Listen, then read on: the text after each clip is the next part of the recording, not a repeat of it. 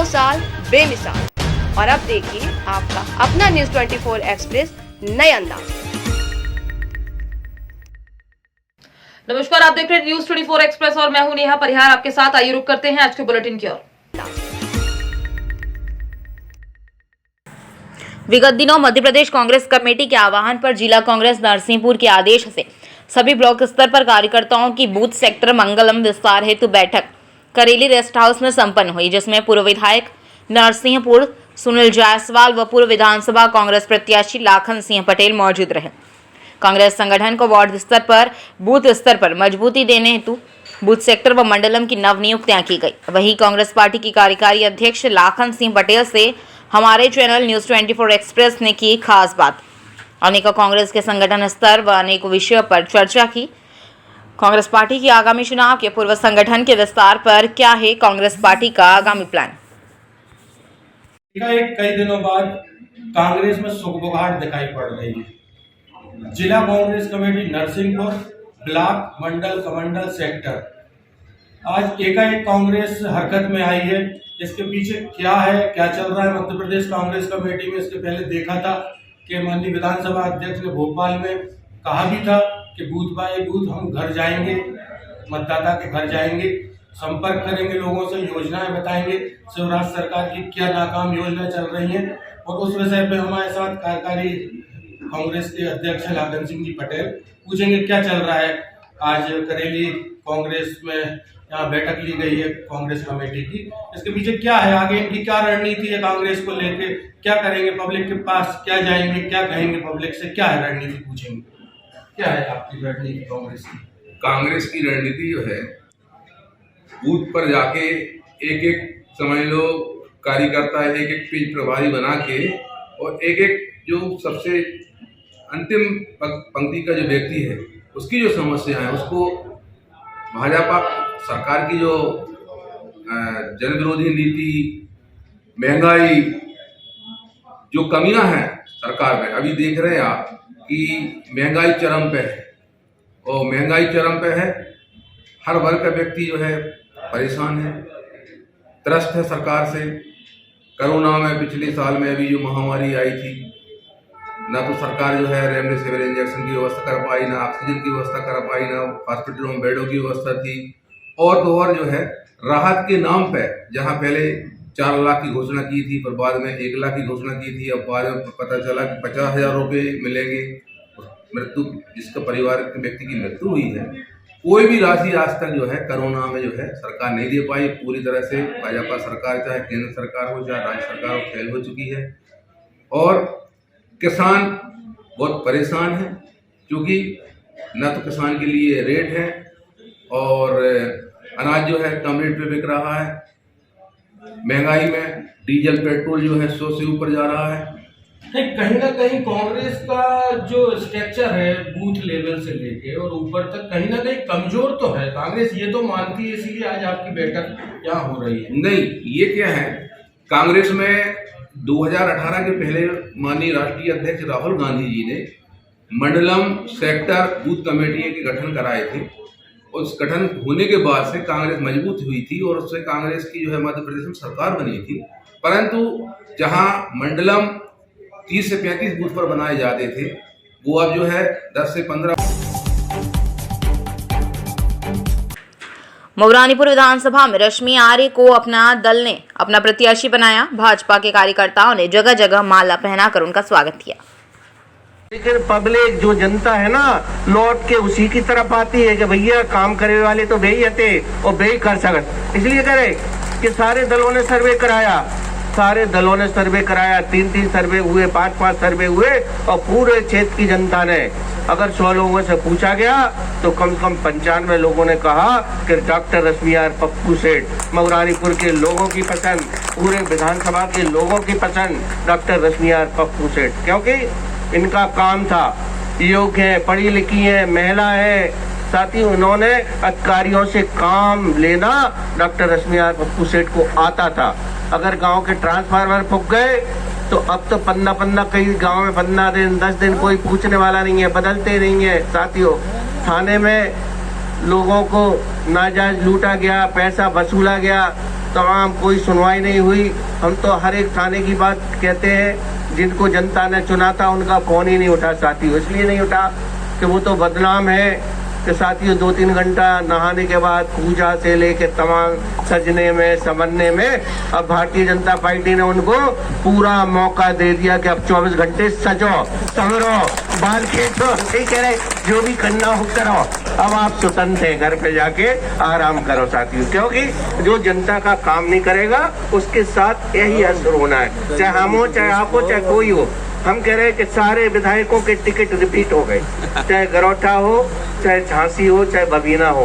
साथियों आपको क्यों बाहर का रास्ता दिखा दिया कि आप जनता की सेवा करने के लिए नहीं है, आप आराम करिए साथियों की। बहुत बढ़िया। अब बात हुई है कि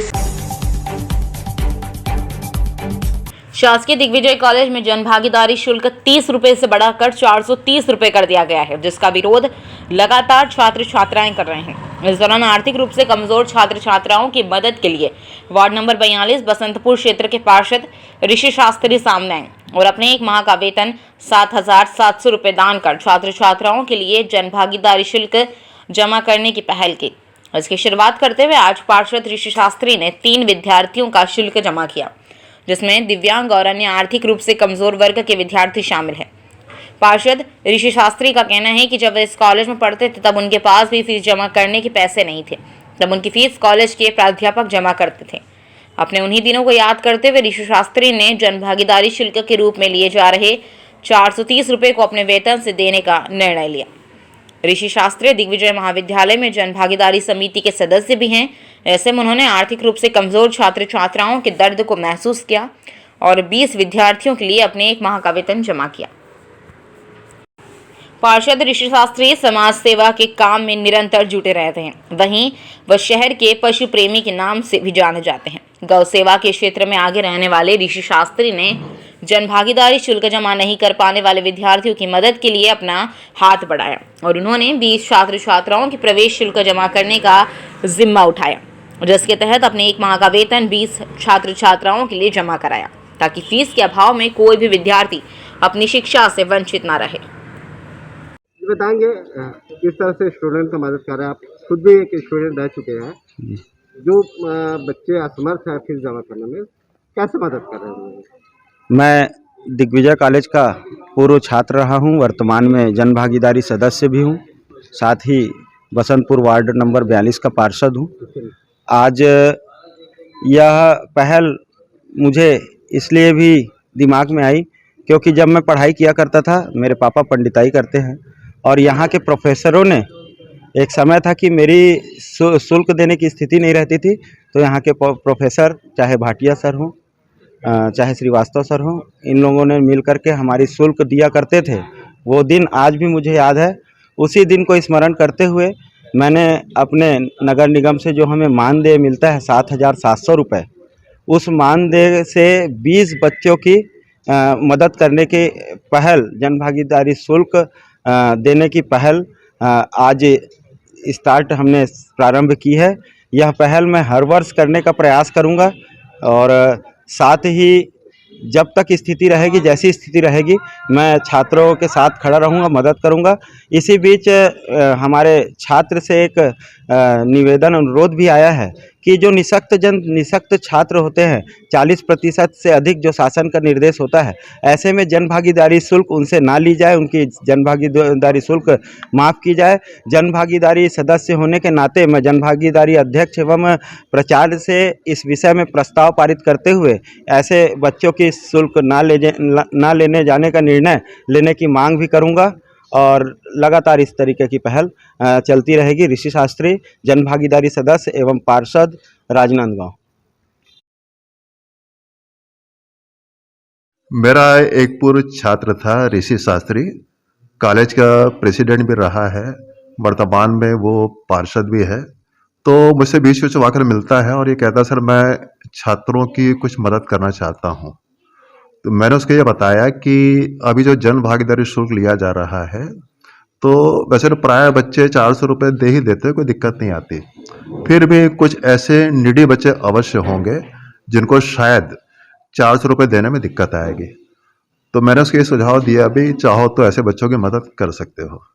और मुझे कहते हुए बड़ी खुशी हो रही है कि आज ही ऋषि शास्त्री मेरे पास आया। उसने कहा कि सर मुझको मानदेय का 7,700 रुपये मिला है, मैं सर पूरा ऐसे बच्चों की मदद करना चाहता हूँ, तो सर आप बताइए कि ऐसे जो भी बच्चे होंगे मैं उनकी हेल्प करूँगा। और उसने ये भी बताया कि 2-3 बच्चों को सुबह से हेल्प कर भी चुका है। तो ये बड़ी खुशी की बात है। अभी ऐसी सहयोग की भावना, मदद की भावना तो हर किसी में होनी ही चाहिए, जितना भी वो सक्षम है। तो मुझे बड़ी खुशी है। और अभी चूंकि 2-3 बच्चों को उसने मदद की है, और भी अगर कुछ बच्चे आएंगे, जितना फंड अवेलेबल है उसके नाम से, ऋषि के नाम से, उन बच्चों की मदद इससे होगी। ये वास्तव में बड़ी खुशी की बात है और फख्र की बात है कि ऐसी सोच उसमें है। वो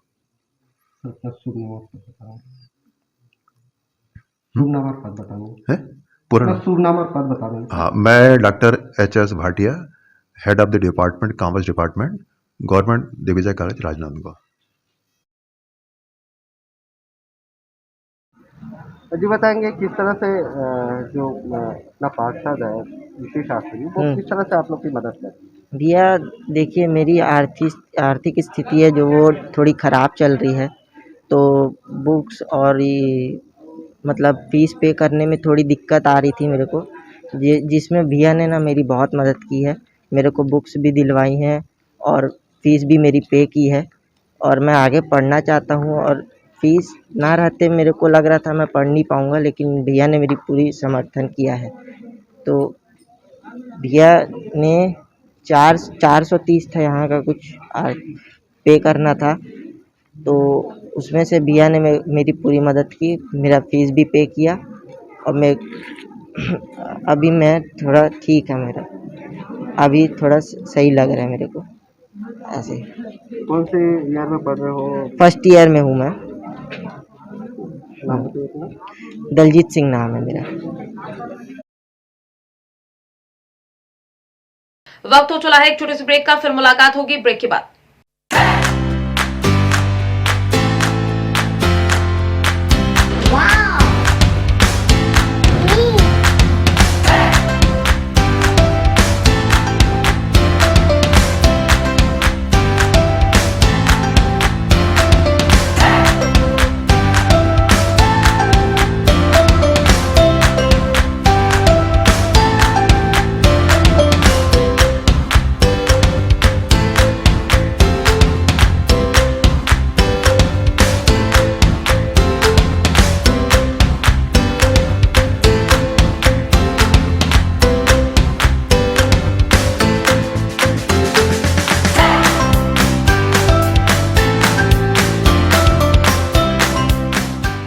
ब्रेक के बाद एक बार फिर आप सभी का स्वागत है। आइए बढ़ते हैं अगली खबर की ओर।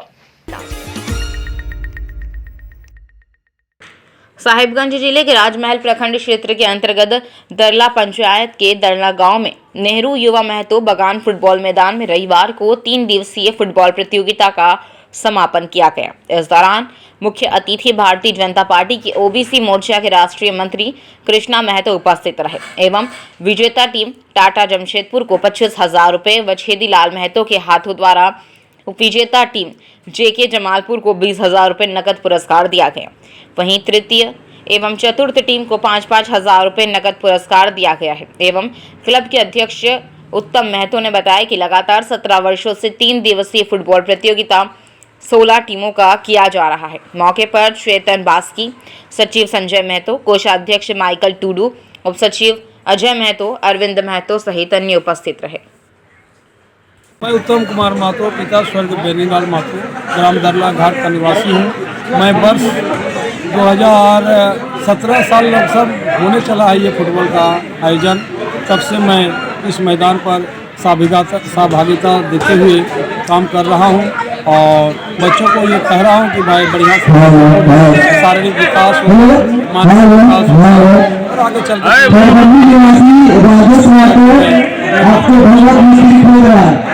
मैं कृष्णा महतो। आज यहाँ पर 17 बरस पूर्व से ही खेला होते आ रहा है और यहाँ का जो क्लब का जो समिति है, इन लोगों का बहुत बहुत धन्यवाद देना चाहता हूँ। जो आज मैंने कोरोना के विशेष संकट के बाद भी इन लोगों ने बच्चों का मनोबल को ऊंचा रखने के लिए आज खेल को खिलाए हैं और बच्चा का हमेशा मनोबल को मैंने उत्साहित करके रखते हैं। इसका लिए बहुत बहुत धन्यवाद। और जिन बच्चों लोग खेले ये लोग और भविष्य में आगे जाए और बहुत आगे बढ़े, यही कामना के साथ हम।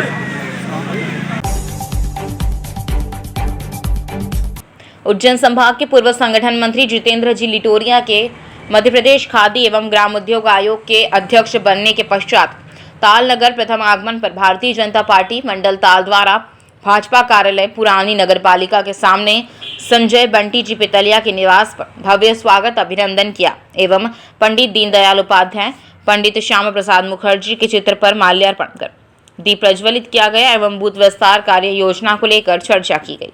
इसमें भाजपा जिला मंत्री संजय बंटी पितलिया, भाजपा मंडल अध्यक्ष विशाल काला एवं पूर्व सोसाइटी अध्यक्ष मनीष राठौर, शक्ति केंद्र प्रभारी अमित काला, शीतल सिंह सिसोदिया, सिकंदर अली, अजय राठौर, शुभम राठौर, पवन पोरवाल, राकेश खेतरार, शेरू भाई, विक्रम सिंह आंजना, समर्पण परमार, पुष्पराज सिंह, देव पोरवाल, विनोद परमार, राहुल पांचाल, नंदकिशोर माली, राजू माली, अमजद भाई, शुभम घाटिया भाजपा कार्यकर्ता उपस्थित रहे।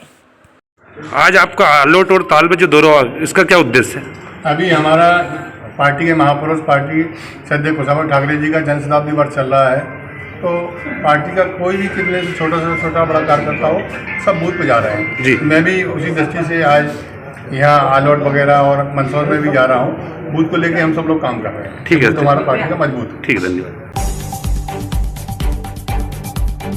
नायडू नागार्जुन रेड्डी, पुराने गुटों ने हमें जाति से बाहर रखने और हमारे बच्चों को स्कूल में भी और शादी करने से रोकने के लिए जाति के बुजुर्गों पर दबाव डाला। जब मामला पुलिस के संज्ञान में लाया गया, वहां से कोई मदद या न्याय नहीं मिला। पुलिस और हम चाहते थे कि मीडिया के माध्यम से न्याय हो।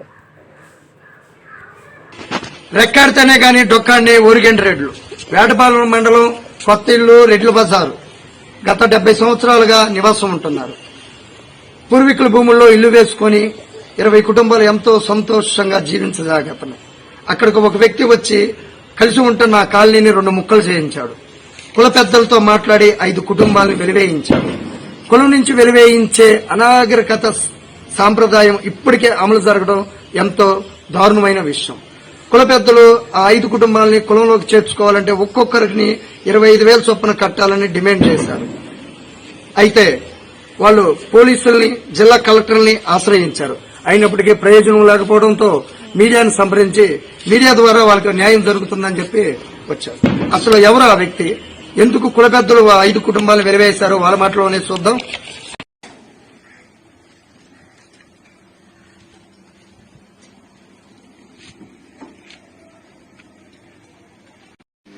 చెప్పండి అమ్మా. నా పేరు మరి వీరలంకమ్మయ్య, మా భర్త పేరు మరి నాగిరెడ్డి. చనిపోయాడు. ఇక్కడ కాయగూరలు పండించుకొని 70 సంవత్సరాల నుంచి మా పెద్దలు పండించుకొని కుటుంబరాలు పెద్దయ్య అని చెప్పి అందరం ఇక్కడికి వచ్చామయ్యా. 20 సంవత్సరాల నుంచి కుటుంబరాలు వేసుకుని అందరం తల్లి బిడ్డలు రాకుంటున్నాం. ఏ గొడవలు, ఏ పొరపాట్లు ఏ నాడు కూడా రాలేదయ్యా.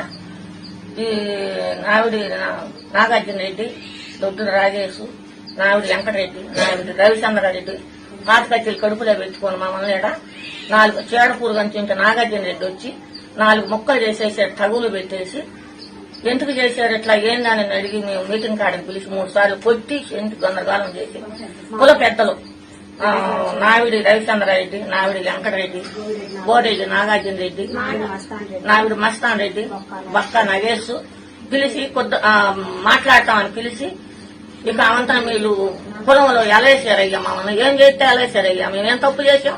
ఈ చీడపూరు కంచుంటోడు నాగార్జున రెడ్డి వచ్చి 4 ముక్కలు చేసేసారు. ఏనాడు అసలు పొలమోడని కూడా తెలవదు.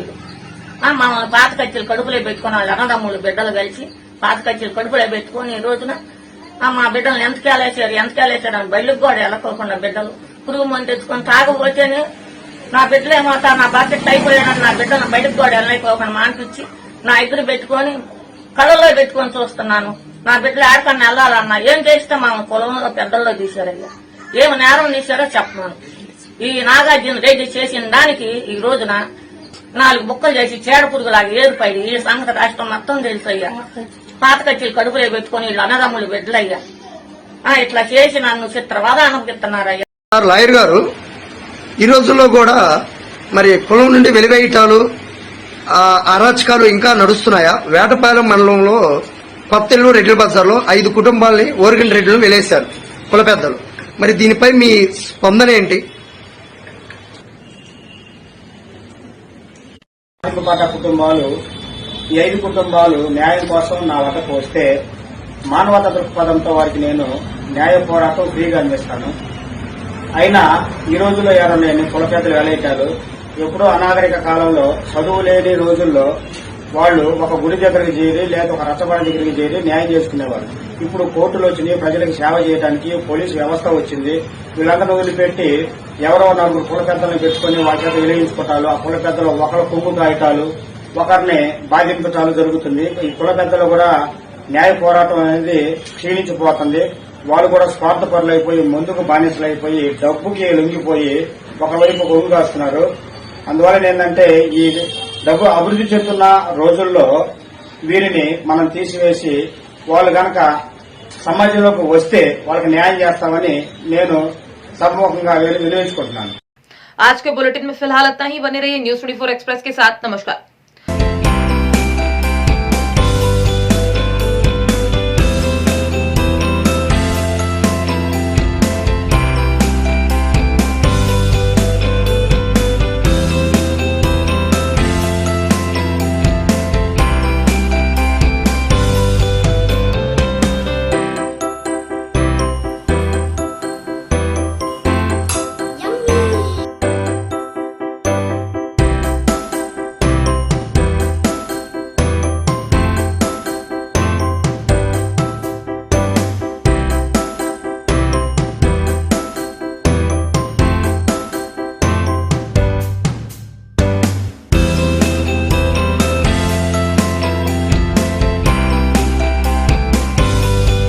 एक्सप्रेस के 2 साल बेमिसाल। और अब देखिए आपका अपना न्यूज़ 24 एक्सप्रेस नए अंदाज में।